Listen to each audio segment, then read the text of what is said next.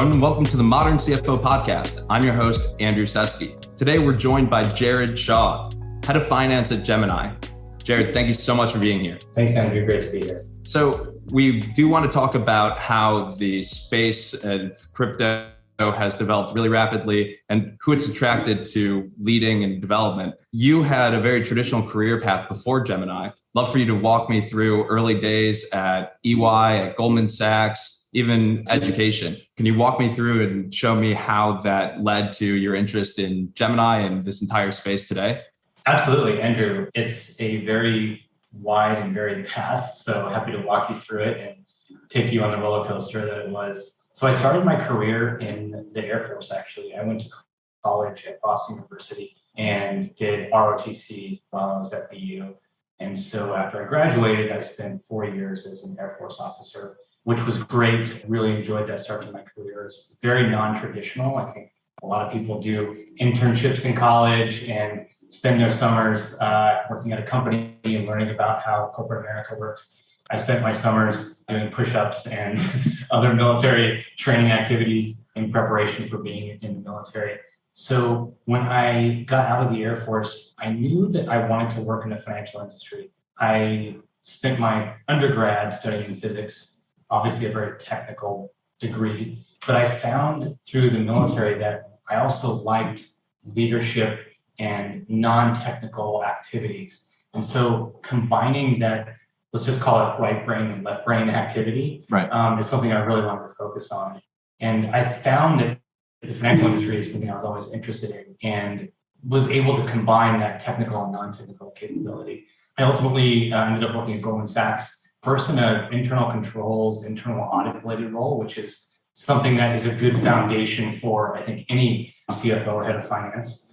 And then I thought at some point, Andrew, I wanted to be a portfolio manager. So I transferred into Goldman Sachs Asset Management and worked in portfolio management for fixed income. This was right around the financial crisis in 2008.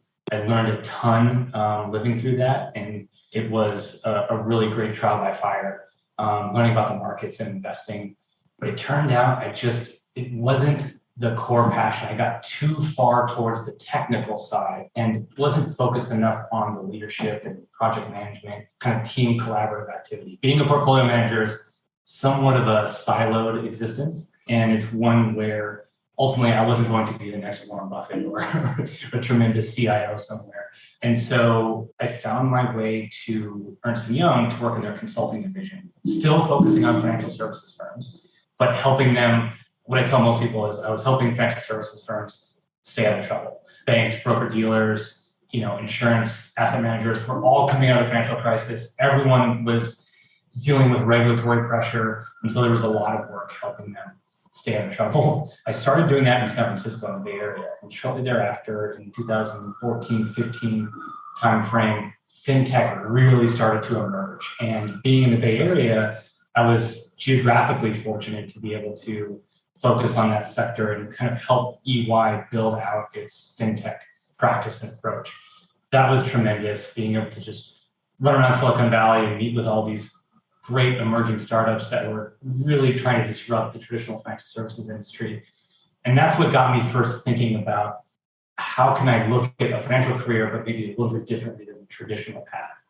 And then that largely turned into cryptocurrency emerging in 2017. And in 2018, I did a large consulting engagement for a couple of crypto firms. And then as everyone who gets involved with crypto, I fell down a rabbit hole and knew this is where I wanted to go with my career. And so came to Gemini, and there wasn't any one specific thing that really said, hey, I want to go on this path towards a CFO role. It was really just where do my skills and interests lie, and culminating this pretty wide, diverse background into where I think I could have the most value for the company. And this was it. And I absolutely love this job.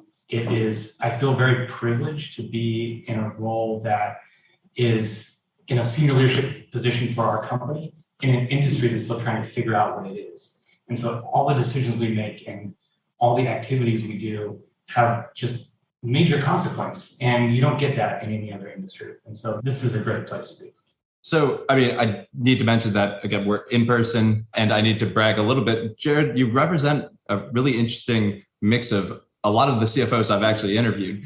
So many of them have traditional backgrounds. A lot have this ability to rise to the role, mostly because they have managed to blend teamwork and great IQ and knowledge for planning and being really predictive of problems that are coming right around the corner. I think being in an emerging space at a relatively young firm, you always need to be one step ahead. I think one of the funnier responses I had ever was I asked CFOs during the pandemic what they would have done differently or how they would have prepared. And everyone basically came back wishing they had a crystal ball to have predicted. But we were talking earlier about the pillars and infrastructure that CFOs are relied upon really to create both culture, teamwork, communication flows, and also be highly technical. How have you found that? Was it either in service or maybe in some of the teams that you worked in finance? Where did that mold for you? And how do you think about that as Gemini scales? Yeah, it's a great question. I don't think it's any one silver bullet, Andrew, where any one particular experience really gives an insight for what you're talking about. I think it's all of them in combo. I think having a diverse background is really important for being able to solve problems. It's funny to hear about the CFOs you interviewed talking about having a crystal ball. We would all love to have a crystal ball. If we could have a crystal ball or turn back time, we would all go back to 2010 and buy some Bitcoin, right? I think that it's also a bit of a crutch to want to have a crystal ball. I think there's something about focusing on the present and being focused on problem solving now, thinking about the future, obviously, but being a problem solver. And I think this is where the diverse background comes into play. Having encountered a multitude of problems from the military to consulting and everything in between, I really love solving problems. And I think it's that love and desire to continue to solve them and motivate others to be a part of the solution is something that I take from that very diverse background. I want to sort of shed some light upon, as Gemini grows and hires and expands globally, what does it actually look like to work in the crypto space today? When you got to your role, what surprised you the most? And how do you think about the transition to non-traditional finance and kind of building out this ecosystem? What does your day-to-day look like? And what could people expect if they want to get involved in this space? Yeah, I think they can expect a very frenetic pace. And I think that's true for any startup or emerging technology sector.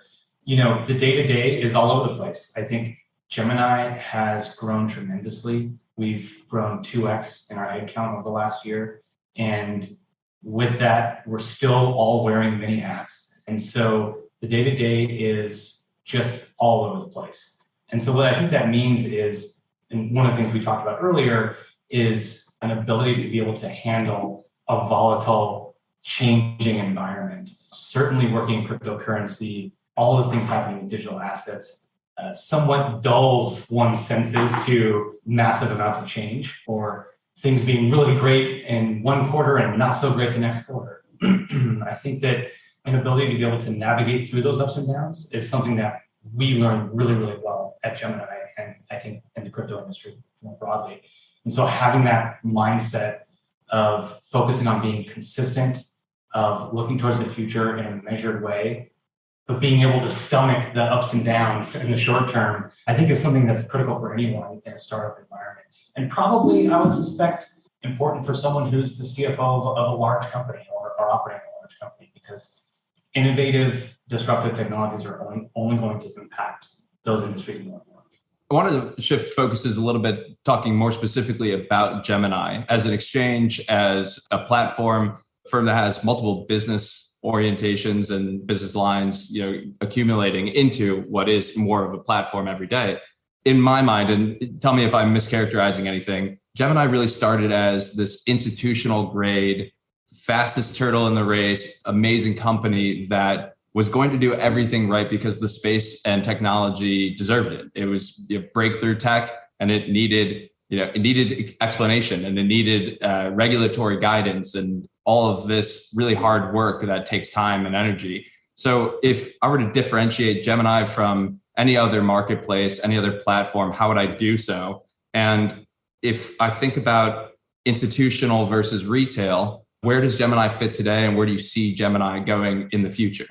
Sure. You're absolutely right, Andrew. I think the genesis of the company was very focused on Cameron and Tyler Winklevoss's, our co-founders, early experience investing in Bitcoin, which was, as they would put it, the Wild West. Very uncertain, unsecure, large hacks like Mt. Gox historically made the experience really difficult for the average person. And I think their vision was trying to make this experience much more approachable for the average consumer. That first started out with institutions, obviously building, as you put it, a weapons grade security and safety type of environment for buying, selling, storing cryptocurrency. That is the core. And Cameron and Tyler had the vision that ultimately there needs to be regulation, there needs to be rules around this, because that will bring broader mass adoption. It really focuses on security and trust. And that's something that Gemini has built its brand around, and we will continue to build a brand around. So although that started with an institutional mindset, that has quickly pivoted to a broader retail adoption as we've seen more and more customers from a retail standpoint. And crypto has really been a retail story for a long time. I mean, it's just now that we're really starting to see massive institutional adoption. So from a retail standpoint, buy, sell, store was a great entry point for crypto, but being able to expand to other, what we call money verbs, earn. So we have products that allow customers to earn interest on deposited crypto, or what really is lent out cryptocurrency, being able to reward customers. We're launching a credit card that will give customers up to 3% crypto rewards on any of their purchases. These additional money verbs are giving customers a broader access to cryptocurrency, and we want to be at the forefront of all of those various methods. So the split is very much a lot of institutional and a lot of retail. We're fighting basically a two-front war, which is not easy, but it's something that we see as being very important to the space.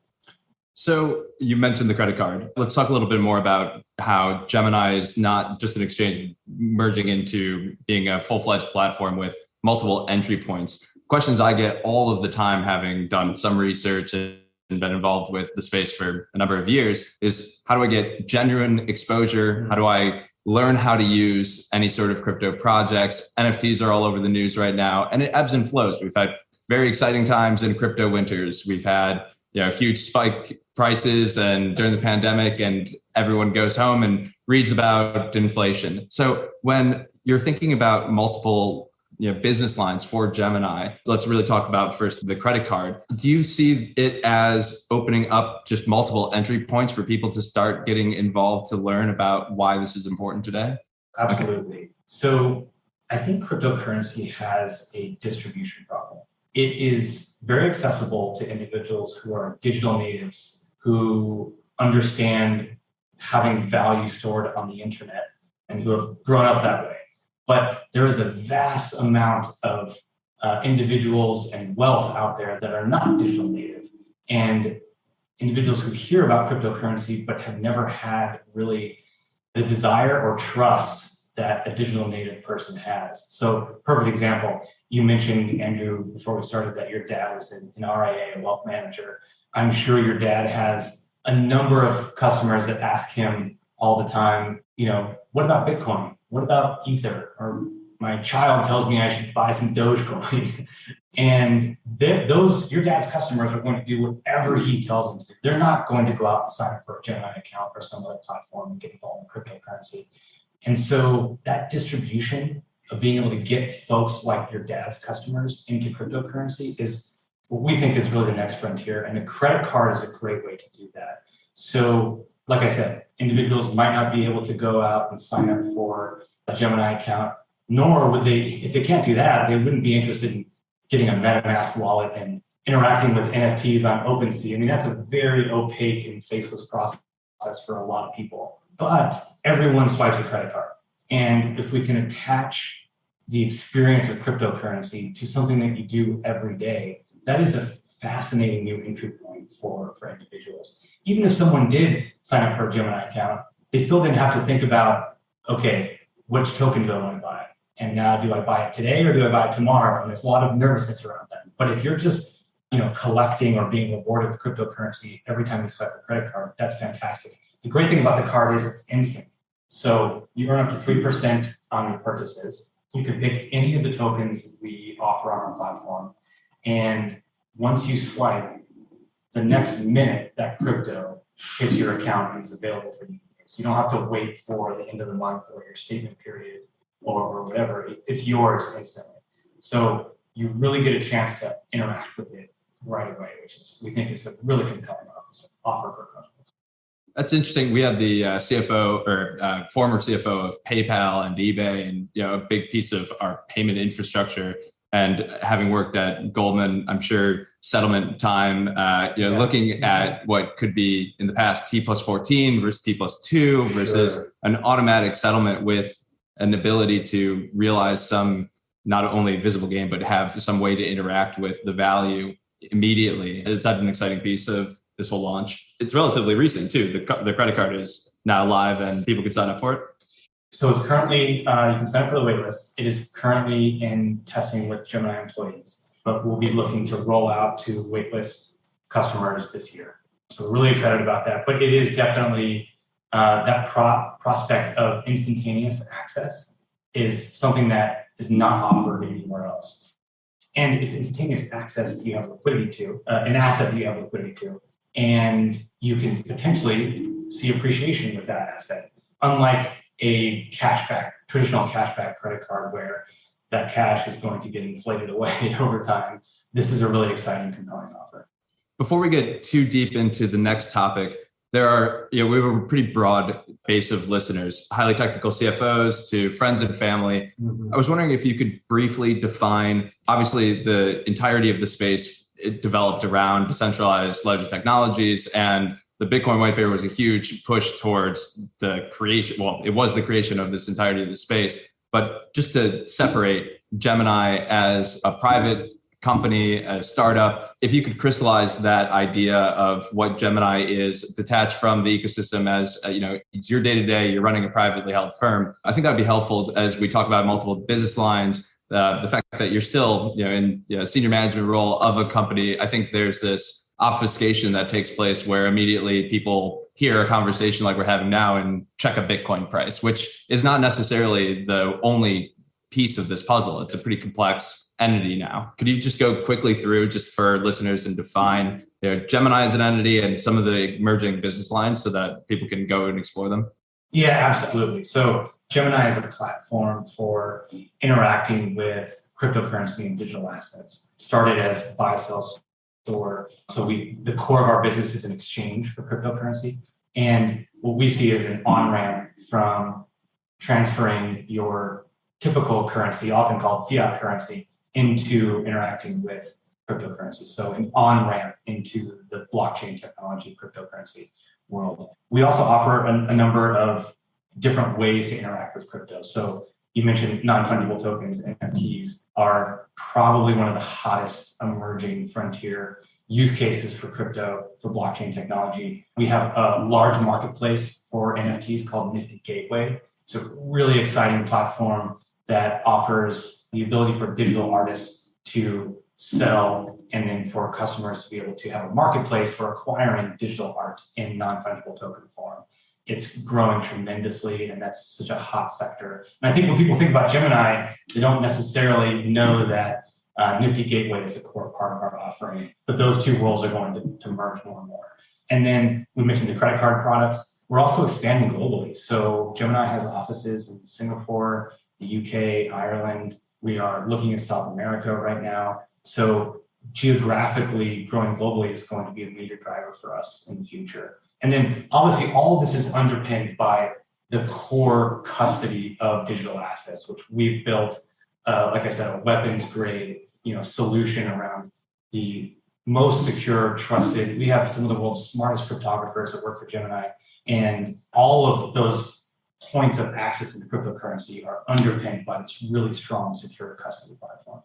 I think maybe the most exciting point of the podcast and how people are thinking about Gemini is this behemoth of institutional grade, very secure, very trusted environment coming down to retail access is something that I think that a lot of companies and other marketplaces think to, brand and head towards the excited retail investors in the space. I think Gemini's taken a unique approach by really going methodically through the growth of really addressing the most challenging problems about interacting with the space up front. And I think that's a huge reason for all of the growth today, is because you've solved a lot of those problems. So it's exciting to hear that Gemini, you think of it as the on-ramp into the entire space. One thing I wanted to think more about your career and you is that you probably have worked with a number of public and private companies. I'm wondering if there's a difference. I mean, Gemini is private. How do you think about financing, and how do you think about working with investors and the differences between working with public and private entities?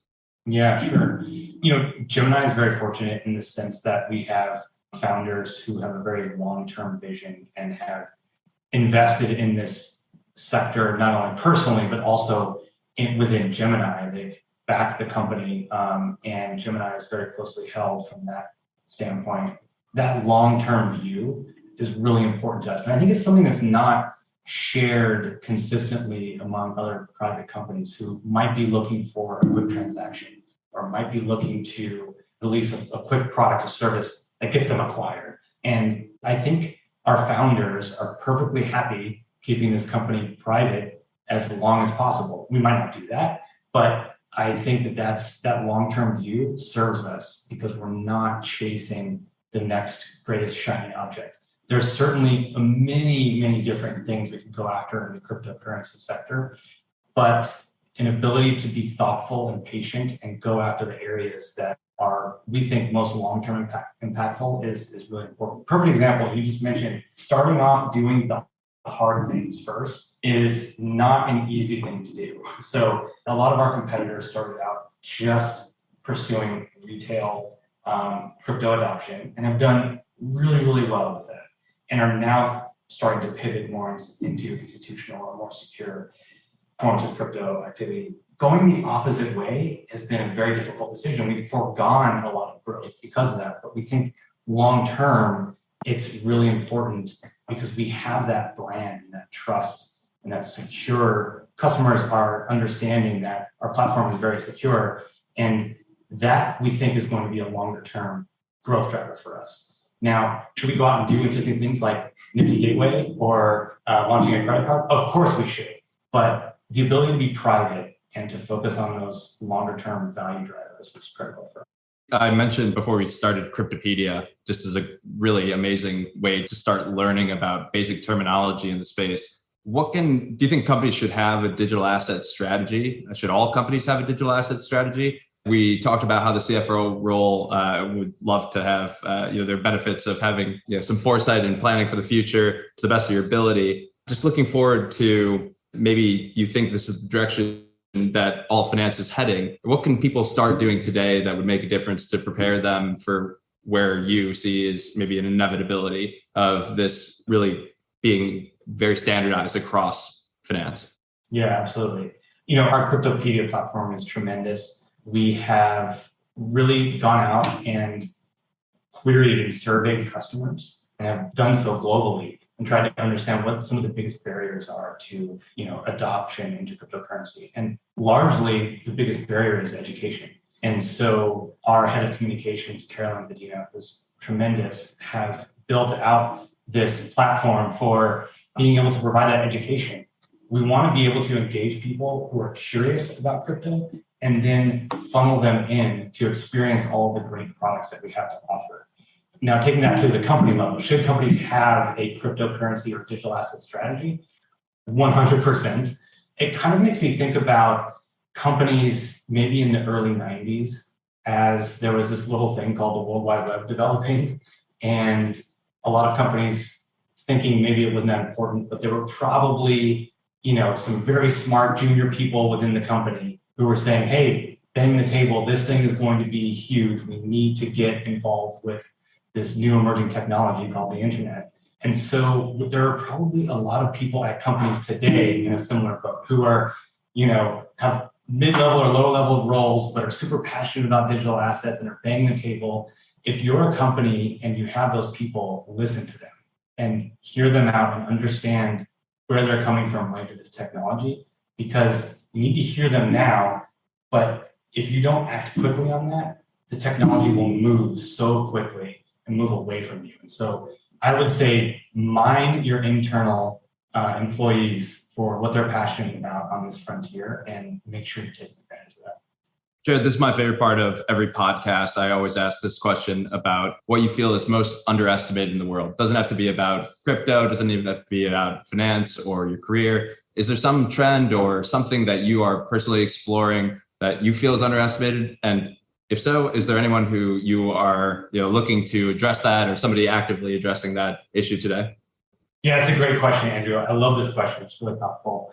I was trying to think about, are there particular technologies or areas of crypto that maybe are underrepresented? And I think probably all of them are. So we could spend a whole day just talking about that.